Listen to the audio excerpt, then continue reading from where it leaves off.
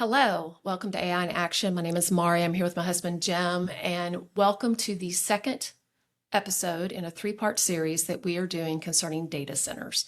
Now, in this episode, we will focus on the legal aspects of data center construction. It's going to cover known applicable federal, state, and local laws for here in the state of Texas. The discussion is going to address why simply attempting to block a project that's coming to your town may not be a viable or a successful strategy for any city. Jim has done a ton of research about these laws, like a lot of research. And before we jump into this, we're not attorneys, but I think you've done a pretty good job of the research. Well, one of the reasons we kind of had to change the definition a little bit is as I did research, there's so many laws that are in various states of passed or not passed, or, are they laws or are they just rules? There was a lot. So, no, we're definitely not attorneys. We do have some experience dealing with large companies on infrastructure projects. So we'll talk about that a little bit, but it's definitely complicated.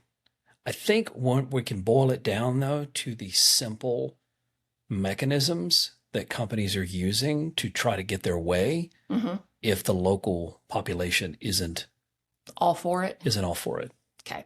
All right. So let's talk about that. It's a multi-jurisdictional legal battle, right? That's what's going on. Oh, it's definitely It's not just your county. It's multi-jurisdictional. It is. Okay.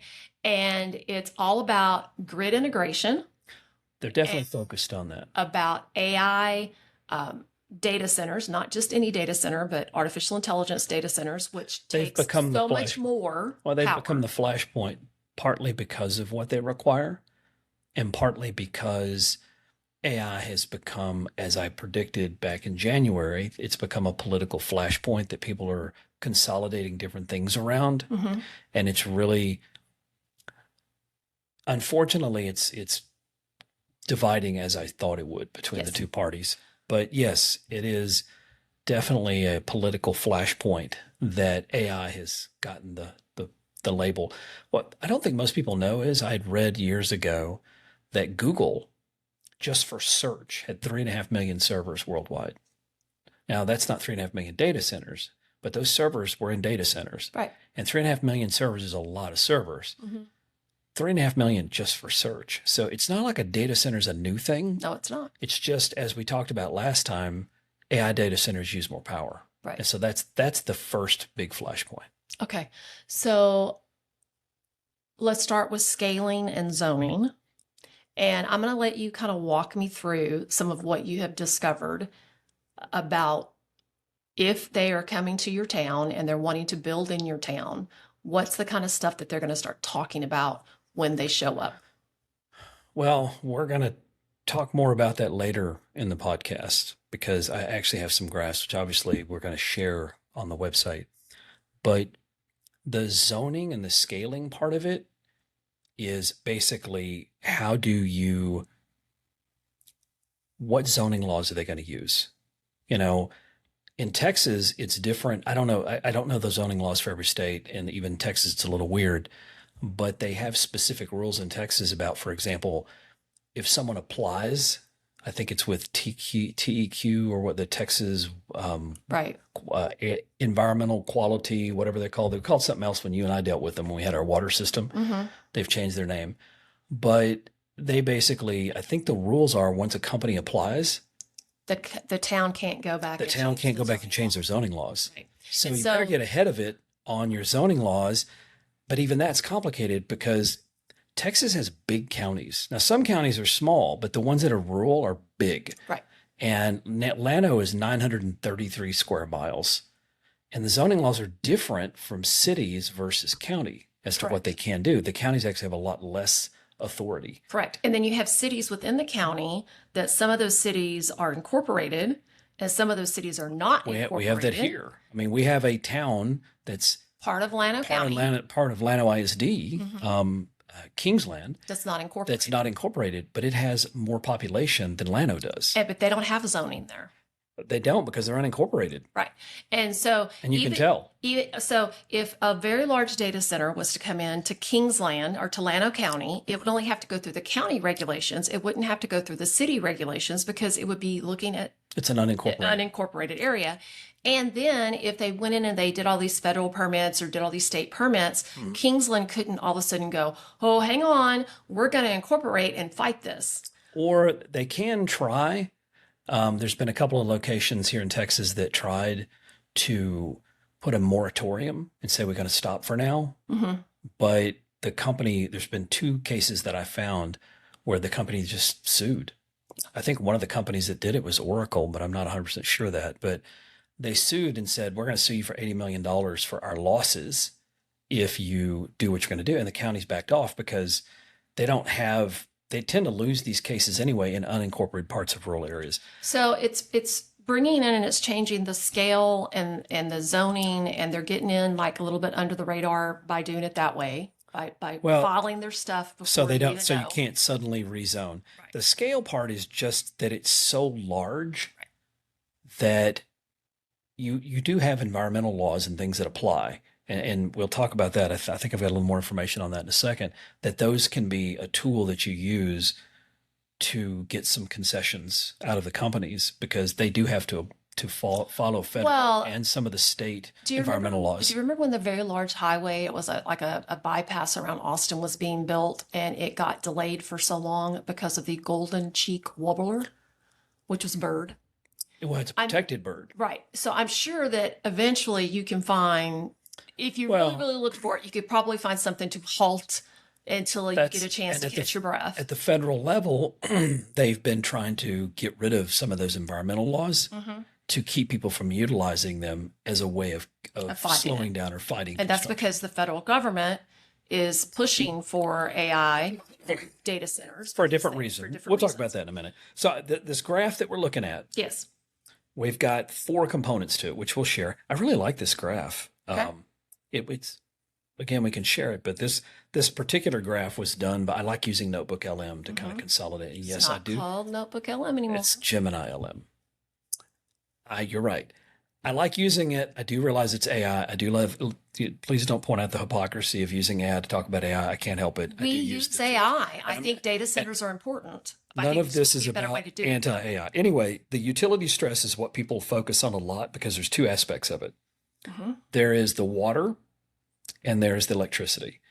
In Texas, they are changing at the state level. They're changing a lot, or they're adding restrictions.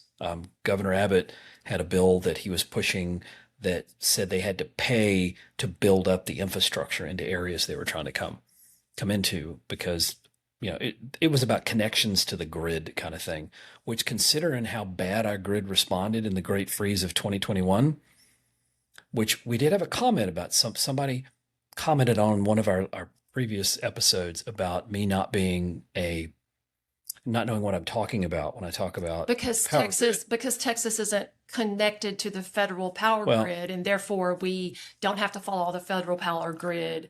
But the person that commented, which it was probably just somebody trying to bait you into arguing with them, but the person that commented specifically talked about that like that was a good thing. Well, if you read what happened in 2021 and all this stuff, which I have some research I did on that as well, the problem Texas had back then is there was a multifaceted failure because the weather was 8 degrees for a week, and they have been told by the federal from the federal level multiple times that they needed to better winterize, and they hadn't done it. Point is, the grid was literally minutes from the entire Texas grid collapsing and having to be restarted manually, which could have taken a month. And so when you have a grid Which is why they took people off of power. They had to pull power from customers. We went through every 2 hours. Our power shut off. It's also 3 days. There were some deaths. Of course, our power shut off every 3 hours. 2 to 3 hours for 2 to 3 days. Right. They were doing rolling blackouts. During that time, we had no heat.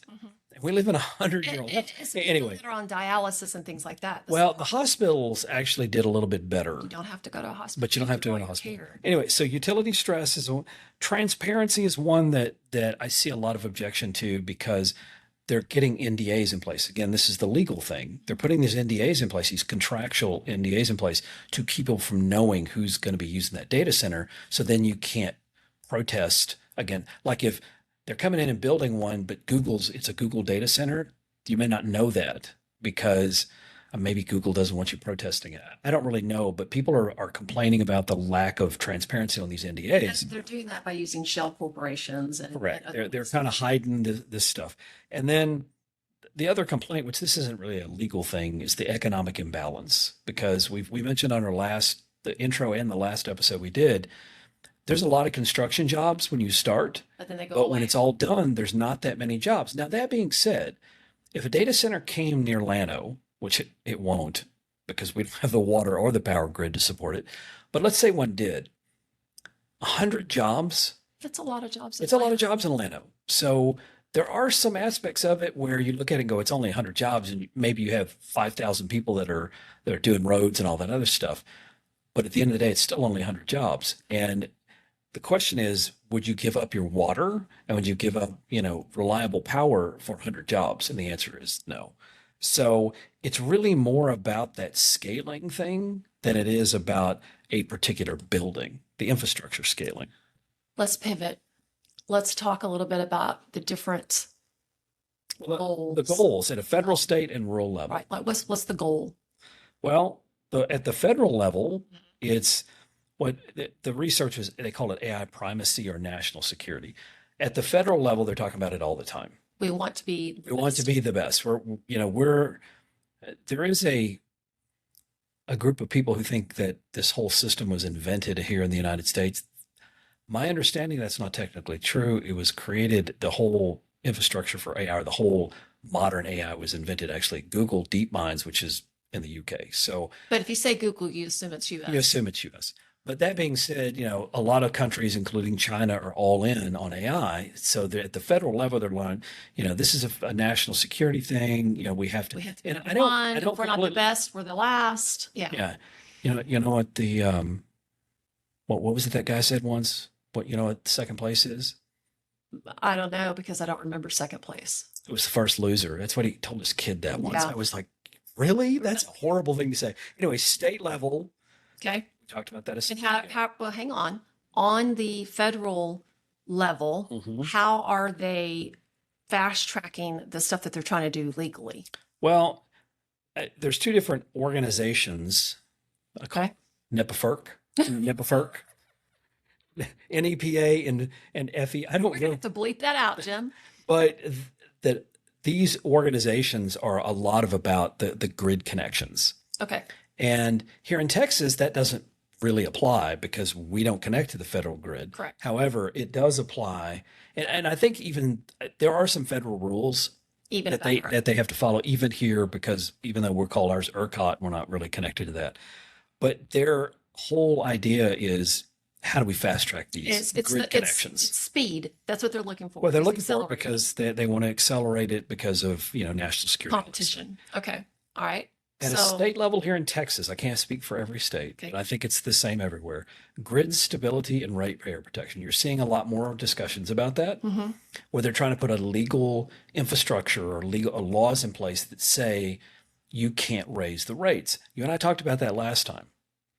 There's two aspects to the rates going up. First of all, there's the construction aspect. Right. When you build it and it costs $929 million to build this thing, or if it costs you $50 million for grid upgrades to get it connected to this thing, Who's paying? somebody's paying for that $50 million. They're telling these companies, it's somewhat of a grandstanding thing and somewhat real, but they're telling these companies, well, you have to pay for that. Well, you and I both know that doesn't always work out that way. They're going to look for tax incentives. Well, and they're going to look the for ways cost, to mitigate the that cost. cost gets pushed out to at some point, Mhm. somebody's going to pay for that. So they're trying to lock in things that says you have to pay for it as a company. You can't, or whoever the people that build the data center is, you have to pay for that. You can't pass it on. There's like here in Texas, they're having like a non-refundable fee for the connection fee that's supposedly going to defray the cost, so they can't push that to the ratepayers. Okay. I don't know if that actually works or Okay. not, but they're talking about it. I think the Senate Bill 6, that I think that's the one that is Allocation of funds. specifically talks about that. Okay. So they're trying to say, because here in Texas, there is, Virginia or around the DC area, they're having, that is the most data centers in the world, highest Correct. concentration in the world. A lot of them are starting to move outward away from there because it's so expensive to build there. Texas is one of those places. Abilene, we talked about it in our intro episode about Dallas. outside of Dallas, and Outside the of fact Waco. that they're talking about using massive amounts of cooling water. Another thing that one of the governor's bills talked about was they were required to use closed loop systems. That's a good idea. Well, it's a good idea. It's not a magic bullet though Mm-mm. that fixes all problems, because you still have to get rid of that heat, and you're still going to lose some water. And by the way, to fill up that initial cooling system, you're going to suck a lot of water in there, like millions of gallons potentially. Yeah. It's got to come from somewhere. Right. The city of Llano, I think, uses something like 1 million gallons a day of water, I think is what I Wow. read once. Okay. And which is a lot of water. It seems like a lot. But anyway, we're talking about that much water. Right. Like a whole town's worth of water that can get drained into one of those It's like things. filling up that swimming pool, Except a really big swimming pool. except it's a really big swimming And then at the local level, a lot of the laws are around land preservation, meaning that what if there's a green space? We talked about that in Taylor, I think it was, where they had a park Mm-hmm. that it was donated, and then all of a sudden it gets sold because The city. it got passed to a nonprofit, which then passed to the city, and then the city sold it. That green space is gone. Right. And so a lot of Which was originally willed in right. an estate. So you need to be careful if you're a town to make sure you've got the I's dotted and the T's crossed on your rules about where that kind of stuff can go. People don't think about that because it never occurred to the citizens there that like that park that the city was going to sell it to a data center because someone decided that there was economic, viability. Development. Yeah. So what the cities are trying to do is moratoriums, noise ordinances. They're trying everything That's a they big can one. do. That's a big one. It's tough to enforce though, It really because is. all they're going to do is they're going to build a big wall around it. Right. And then it's just going to be ugly before. So And then platting that, Yeah. now you have to get the surveys and the plats and you have they're to. trying to slow things down. They're trying to put moratoriums. Now, some of the states are passing this, and I really think that's where it has to pass. I don't think if you're a local Administrator. administrator or whatever, the odds of you being able to stop it with the amount of money that's behind it by yourself is very small. And we're going to talk about what we did when we were doing infrastructure to try to help mitigate what we anticipated that as well. Okay. So let's talk about the federal level. Well, we talked about that a second ago. AI is a national asset. It was Executive an order executive order. 14318 was what my research said. It basically forces the adoption of in NEPA categorical exclusions, circumventing leaf. It's those environmental things, environmental reviews that they're trying to circumvent. We Now, don't need those green trees. you We know, don't need the that thing water. is, there is a balance in there. I don't agree with you circumventing all of them, but I do remember them not being able to build a mall in Austin. Now, I'm not saying malls are great, but it was literally the rule they found had to do with a worm that lived in a cave. Mm. And they said they found a protected worm. So, you can get a little carried away with it. At what level does the environmental laws really, supersede what you're trying to do? That's why we but- need smart people making those decisions. You need more scientists and engineers, but you need them from both sides of the aisle because there has to be an economic consideration. People do need to have a job, that kind of stuff, as well as the environmental. I think you can balance the two. We're going to talk a little more about that in the third episode. The mandates also from which I think these come from I said NEPA FERC. FERC is the federal, Right. folks. I think that's the grid people for the federal level. Anyway, they're directing agencies to expedite permits on large, Usage. large Facilities. electrical hookups, like 100 megawatts or $500 million in capital. Basically, they're trying to shift high impact industrial construction and associated backup generator emissions. That part I don't agree with.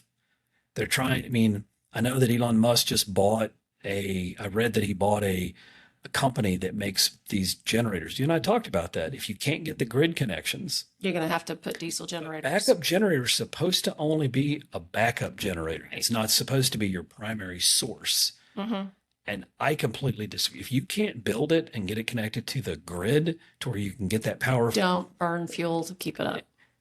you're going against, it's the problem everybody talks about. Now you're adding a huge amount of emissions. Plus you've got these large Noisy tankers things. that are storing all the fuel in. They're very loud. The emissions are awful. It'd be like living near And Elon highway. Musk has started buying this up. Well, he bought up a company that does it because he's building big data As I centers. said, Elon Musk is starting to realize that maybe he can't attach into every power grid he wants, and therefore he's going to go ahead and run stuff off of diesel. And That's what it looks like. So what's this about the sunset? It's something's being allowed to sunset in September of 2026. that is the Federal Data Center Enhancement Act imposing energy and water efficiency standards. They're allowing it to expire in September. So they're expiring it in September so that then they can come in with this new executive order they and can change accelerate it, things yes. to go back to accelerating this. Yes, if Congress And doesn't, somebody had put a ho, hang on, let's wait a second. yes. But they're going to allow that to expire. So then they can put a new one in place that allows it to go faster. Okay, so let's talk about the state layer. So we know the federal layer, and we know why the federal is It's all about let's get it done. Get it National done, security, throw got to it get it there. done fast. And we actually had talked about that not too long ago when it came to Zimmerman and the stuff that happened with Where they take stuff and make them national security Right, things just so so then they they can can bypass squash it. they can bypass all the laws. The reason this is important if you're a small rural, because these laws can supersede state and local laws, yes. which means if you're a small town, you do not have the resources to fight that kind of thing. So if you're going to try to use environmental stuff as your primary defense, you might want to get more than just that. I agree. So now we're talking about a state level here in Texas, defending the grid. Well, we talked about that a minute ago. We don't want to lose our independence when it comes to our power. Well- but that really did bite us in the butt. Well, if they do the upgrades they're supposed to do, That's the problem. and I mean, they're making those upgrades voluntary, so you don't Like, have to do it. that's the problem. What Like, did Dennis Hill used to say? if it's not mandatory, it's optional. That's correct. And if it's not monitored, it's It's optional. optional. And they weren't monitoring it, and they were making it, Yeah, we highly recommend that you do voluntarily. And we had two different cold snaps that this they before the 2021. and one in, I think, 89 and one in 2011 or 2011 that demonstrated this flaw. And Texas the ERCOT is currently reviewing 438,000 megawatts. That's an 89% of them are data centers that want to attach to the grid. That's more than we currently have. We were 5 minutes from the entire state blacking out. Can you imagine an entire state blacking out? Especially because these data centers are wanting 24/7 access. They Yes. want the part of the grid that the hospital. Listen to a previous podcast that Yes. we did. Basically, the They want data the same centers, protection. they want the same protection as the surgical centers and the intensive care units. Yes. And the second part of the problem is that if the grid goes down, they're gonna switch those generators on. So if a data center is coming to you and they talk about how, hey, you know what, it's not going to, the noise pollution, not a big deal. Yeah, until they have to switch those things on because the grid starts going down. So what they've been talking about, the developers are facing a $50,000 per megawatt I think it's 50 million. I think it might be a misprint. They must pay 100% of direct interconnection costs up front. Now, that is going to push them more toward established areas. Now, this is the state of Texas. This is the state of Again, Texas, and I not think it federal, I think it state. applies elsewhere as well. But if you look at the state of Texas and you look at where you're going to put that, for example, if they decided to come here, Llano County, we don't have the high voltage lines here. No. As a matter of fact, we have people protesting because they're trying to use eminent domain to force those high voltage lines To go from across West Texas. to go from West Texas or to West Texas or from West Texas. There's a lot of power generation in West Texas with wind and solar. And so they're talking about bringing those through here, and people are objecting to that. When you start talking about data centers, if they're required to pay up front to get that connection set up, they may be building power lines for 150, for 50 All miles. right, so They're not going to want to do I that. have a funny story to say. Okay. So I pulled out of our driveway yesterday and I noticed on the edge of the county road that's saw in that. front of our house, right at the edge of our driveway, it was a big white X, X marked the spot. big white X with like a 105 or something like above it. And I was like, oh my God, are they about to put something there? Are they marking for a high tension line to come Right down the highway. Right down the what are they doing? So I had to do some research on it. I had to ask my county commissioner if he knew what it was. I actually did some research on that for you. Yeah, and it's not that, but that's the first thing that popped in my head whenever I saw I don't want a high marked tension the line. highway like that. Is that I don't want a high tension line in the front of my house. Let's talk about that for a second, because one of the things in your slides that we've been going through in your Yeah. research and stuff, you mentioned the tax base and bringing in tax money and how do people pay for the utilities, because the utility bill's gonna be going up and stuff like that. What if they build next to you and then your home value goes down so much that you can't resell your home for the value that And you have to argue with the state, the county, and the city as to whether or not your home value's actually gone down. exactly, because because they're not going to lower your home value, even though there might be a data center, half a mile away. They're not going to lower your home value when it comes to the evaluated I tax. mean, like the people that got their house built right next door to a dollar store dollar built store right next door to them. massive lighting and stuff that Mhm. they have been trying to sell their house and It's can't on the sell it. market and they've already lowered it by $100,000 Yeah. and it's still not selling. So bottom line is that the states are really focused more on the grid Mhm. connections, when in reality they're kind of focusing on the water here in Texas, but I don't think as much as they should. And I think that again, there's ways, which we'll talk about next time, that they could be better citizens, these people building these data centers, to mitigate the water problem beyond just, I'm going to make a closed loop system. Mhm. So let's talk about the local layer. We've The- talked about yeah. the federal, talk about the state. Now let's talk about what you can do locally. Well, again, the stuff that you'll post, it made it look like a dartboard, but the city limits, the cities have full zoning power. In other words, within the city limits, they can do what they want to do. Most data centers don't build in city limits. Uh-uh. The ETJ, extraterritorial jurisdiction, that is outside the city limits. That's like your county commissioners and stuff. Well, that's not full county. I mean, we have that here in Atlanta. Like even us, we're right at the edge of this, the ETJ, because we're not in the city limits. But Surrounded by the what cities also have authority to a certain distance from the city limits. And I believe that's what that's about. The big part is the unincorporated county. And we have a lot of that in Llano. We're a big, the unincorporated parts of the county. there's a lot of unincorporated parts of Llano. The site selection has moved from energy to power plus in permission. Basically, they're trying to get permission. The loophole they're using is they're trying to bypass municipal zoning restrictions by building in these unincorporated areas. And in Texas, counties are, they say it's GA 0648. I don't know if that's right or not, but I didn't get a chance to check that exact law. But the counties are creatures of statute. They possess no general policy powers and cannot legally reject a project simply because they dislike the industrial use, building size, or density. They also can't change their laws after they've applied. Mm-hmm. So Texas has a different set of rules for these, and they're taking Okay, advantage. so in my brain, I'm thinking about domain names. Do you remember when the internet first came out?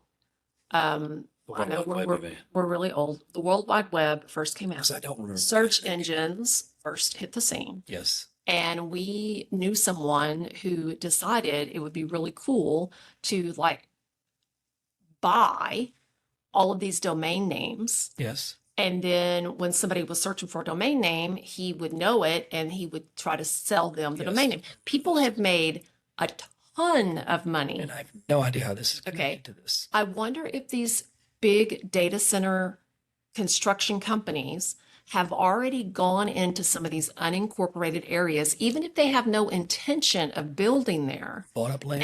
and filed permits. Oh, so you can't change. So if they did decide to build there, You couldn't change the zoning. they already had something on file, so the town couldn't go back and change the It- zoning laws. And I hope I'm not giving anybody any ideas that is listening to this podcast.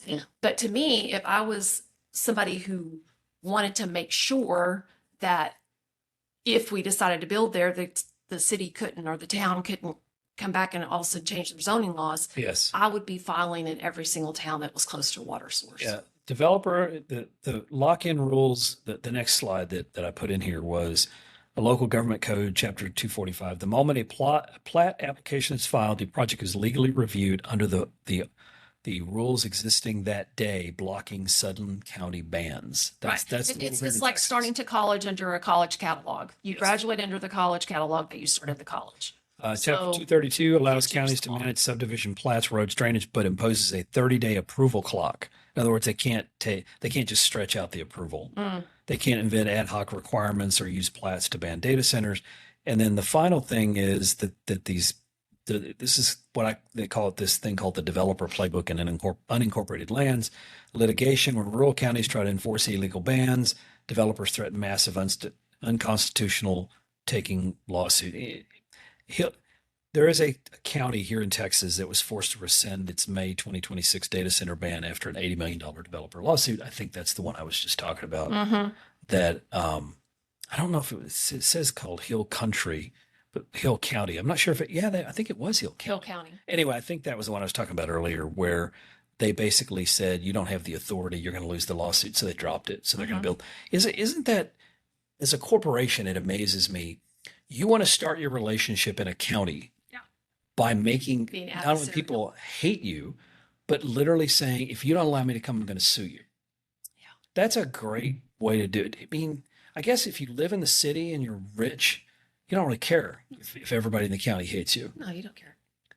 But it's sort of like years ago. You never have to meet those people. It's sort of like years ago when our local phone system was Verizon, and everybody here hated them because they wouldn't work on your stuff. And they came into my office once, and they had their shirts on because they were trying to sell. Now they don't own the system anymore. Frontier does, but I told the guys, I said, if I were you, I wouldn't go into a local restaurant with that shirt on, because people don't like you very much, Right. because they were just not trying to help Very people. helpful. They were not trying. So how would you like to be one of those 100 people that work for that data center that got there In the because town. and you want to live in the town?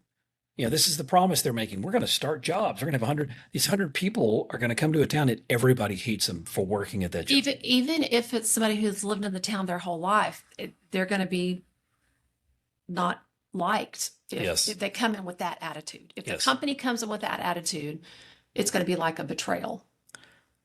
The Yes. person who goes to work. Yes. So the next thing I brought this next piece in because when we start talking about this, you're like, well, how do you know any of this? I mean, anybody can Google search. Hell of a lot of research. And I can, and I'm using AI tools, which are of course built into Google and everything. And I'm not arguing that I'm not a lawyer. I do a lot of research. However, from an infrastructure perspective, we started many, many years ago. I've been at the school district for 21 years. Even before I worked at the school district, we had already started trying to figure out how to get better internet connection to Llano. And the first thing we did was we were going to apply for a grant. So we got this committee together. We applied to apply for grants, just local citizens, and I was included.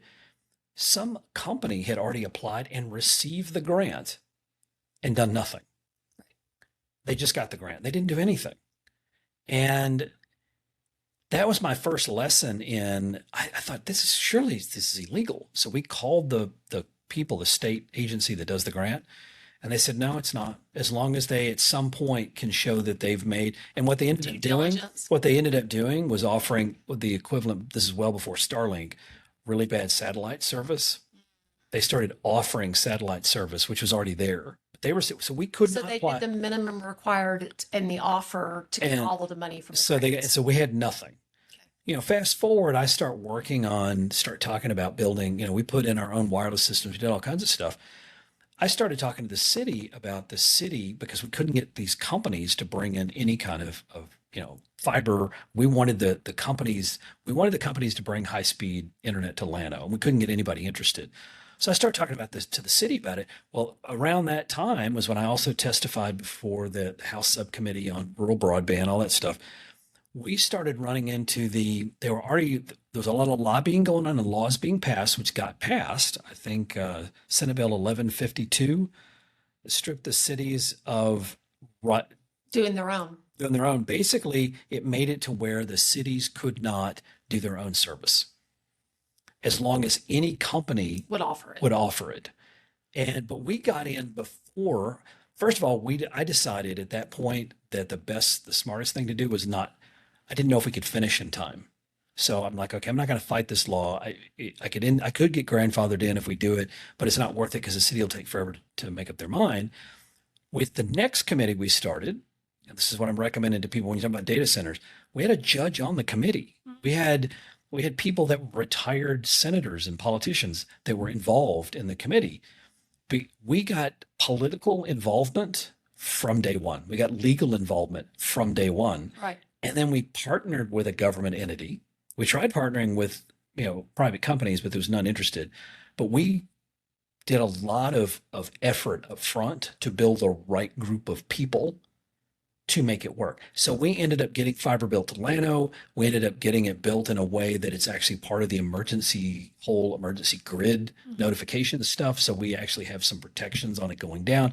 So there's a lot of things we did because we put the thought into it up front. And you had the ability to put the thought into it because you got the correct people involved from the get-go. That is correct. I got a lot. We got a lot of advice from people that were politically connected. And I'm not talking about the local town mayor. No. I'm talking about retired senators, things like that. Now, not everybody has access to that. I'm just saying, if those committees that you put together don't have the right people on them, even if it's not because there's a lot of gray where the laws are kind of not maybe well written, in those gray areas is when you really need the politician help, Okay.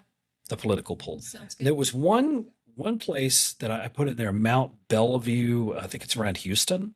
They actually ended up getting around the laws after they were passed. They sued because they said it was an essential public utility. The companies weren't providing it. They ended up being able to put in their own, but they were one of the So few basically, places that did even it. though a company might have came in there and said, hey, we will provide the minimum, Which is what they were doing. which is what they were trying to do here, this town said, no, the minimum is not good enough because it's essential for us to do They got it. 5 steps higher. Well, and the town the companies were putting $0 into it. They just didn't care. And so they built their own. So the point is that if you want to take control of it, you better do it early enough, because we started out with those people on our committees. We started looking into it early enough to make sure that we weren't boxed in by the laws we knew were going to get passed. Right. Which is something that you talk about next, is about like your local defense. So Yes. what would you do? There are some other people who've done some stuff. There was in Indiana, a county level pushback to protect productive farmland.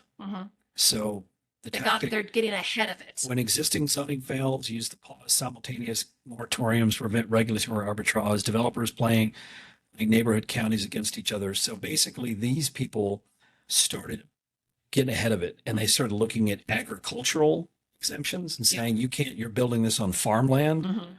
Just actually true. Yeah, we don't want to do that. Yeah. They think of it because they're flat. It's kind of a dumb We place. grow our food there.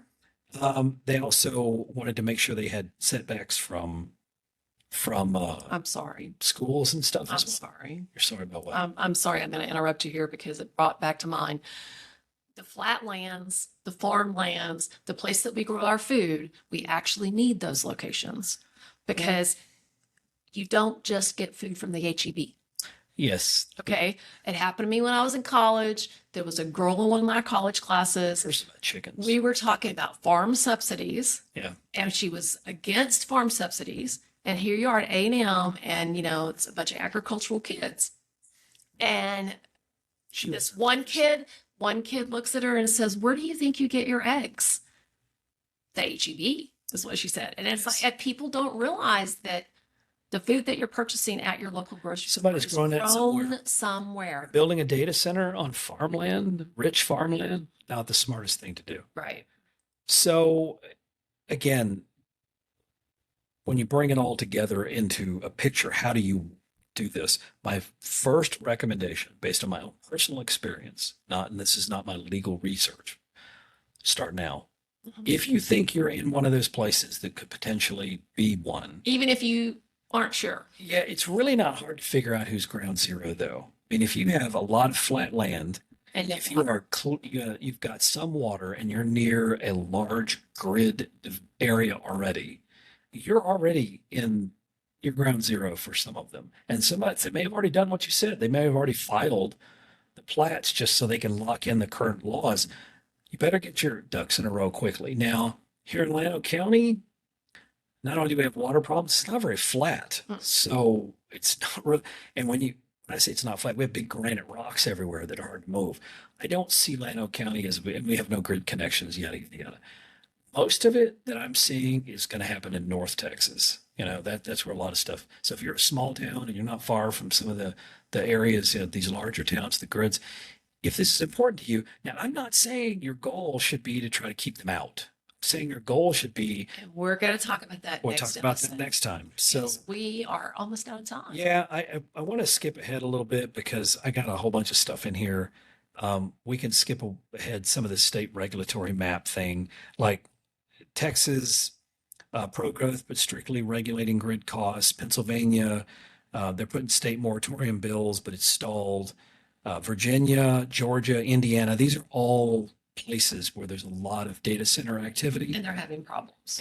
Well, people are pushing back hard. And I think it's unfortunate. I watched a podcast today where a lady was talking about that. The same people that say they hate data centers are using AI. Mhm. If you want AI to continue, it's going to be somewhere. It is an incredible tool. I'm just saying if these companies would try to be better citizens, which is what we're going to talk about next time, they try to be better citizens, maybe the hostility wouldn't be so bad. Right. But you've got a group of people who hate it no matter what. And so they're all about stopping it. You've got a group of people that's saying China's going to take it away from us if we don't do something. Well, Yeah. those are the two Yeah. extremes. Yeah.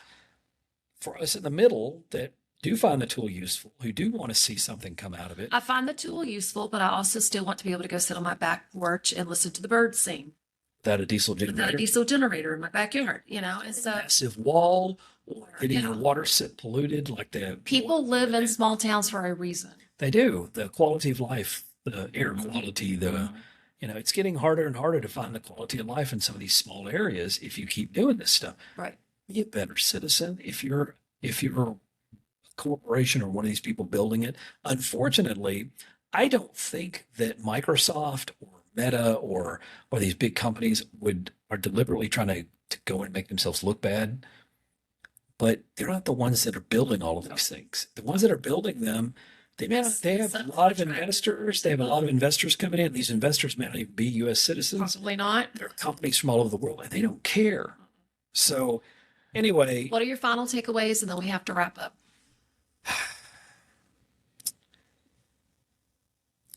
be careful of the federal, state, and local issues. Even That's if you fine. think it doesn't affect you. Even if you think it doesn't affect you, it very well could. Mhm. Make sure that you don't think zoning laws are going to be your fallback position for everything. And if you do think that, you better get them done. Get them in with. place now. Better get them in Mhm. place now.